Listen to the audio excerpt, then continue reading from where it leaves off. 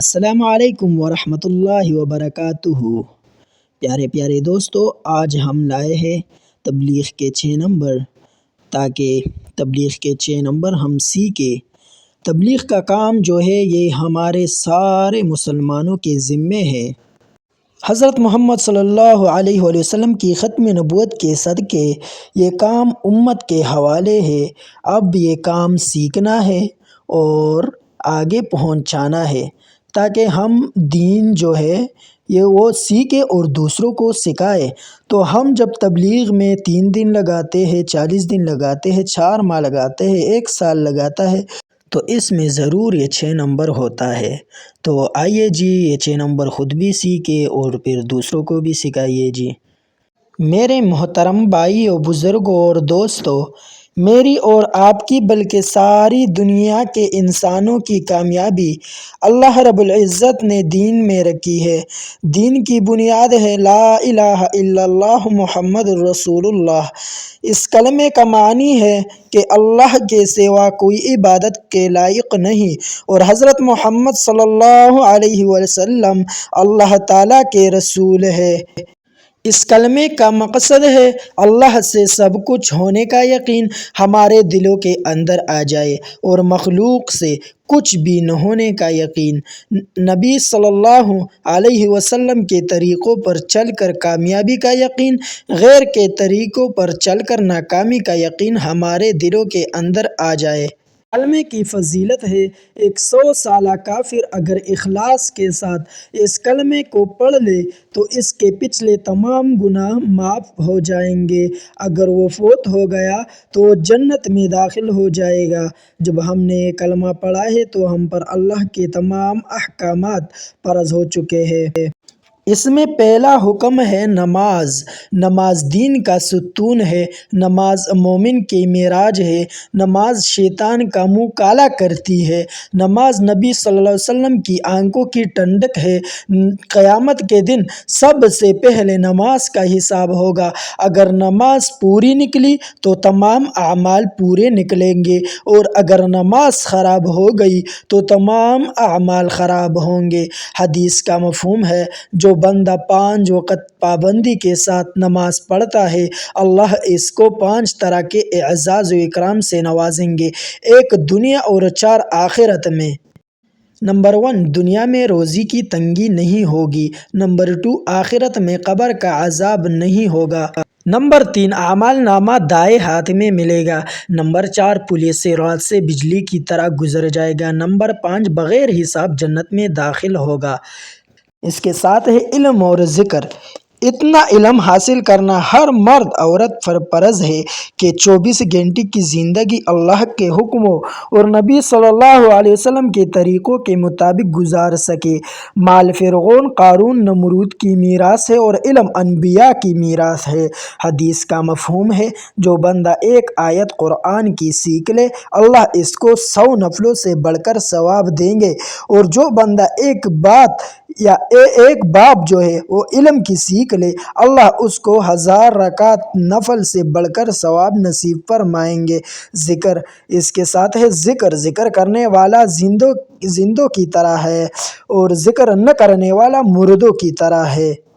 جنت کے 8 دروازے ہیں، ایک دروازہ خاص ذاکرین کے لیے ہے۔ حدیث کا مفہوم ہے، اگر ایک بندہ پیسے تقسیم کر رہا ہو اور دوسرا ذکر کر رہا ہو تو ذکر کرنے والا بہتر ہے۔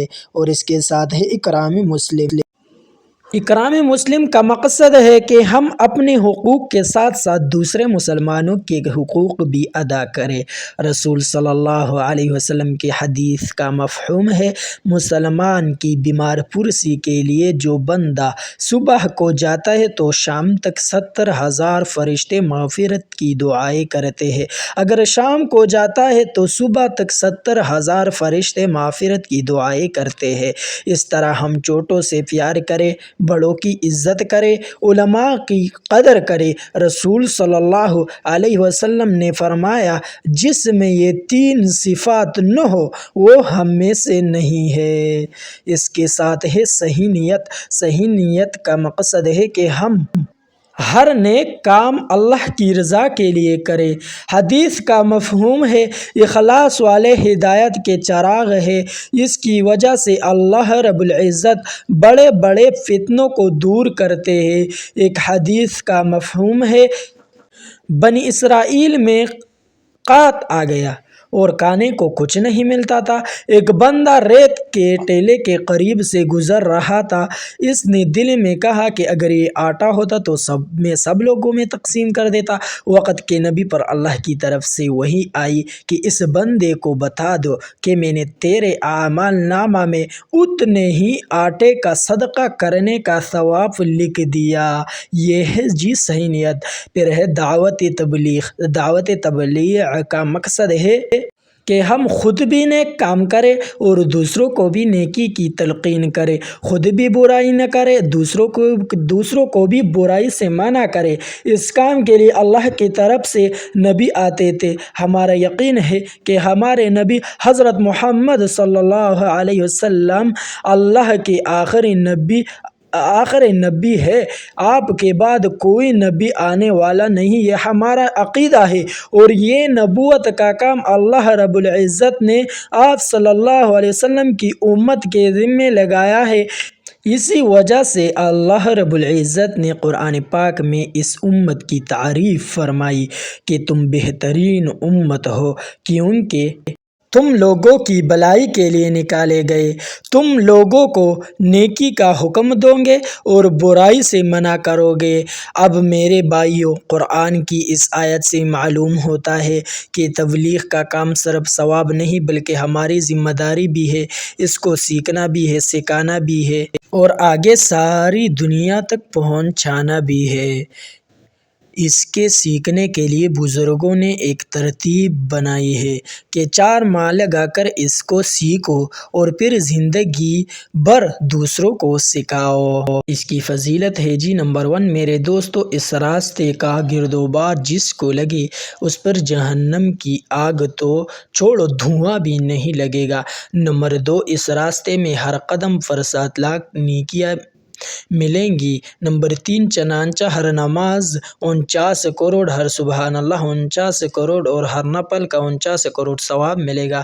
نمبر 4، اس راستے میں خود پر 1 روپیہ خرچ کرنے سے 7 لاکھ اور دوسرے ساتھی پر خرچ کرنے سے اجر عظیم ملے گا۔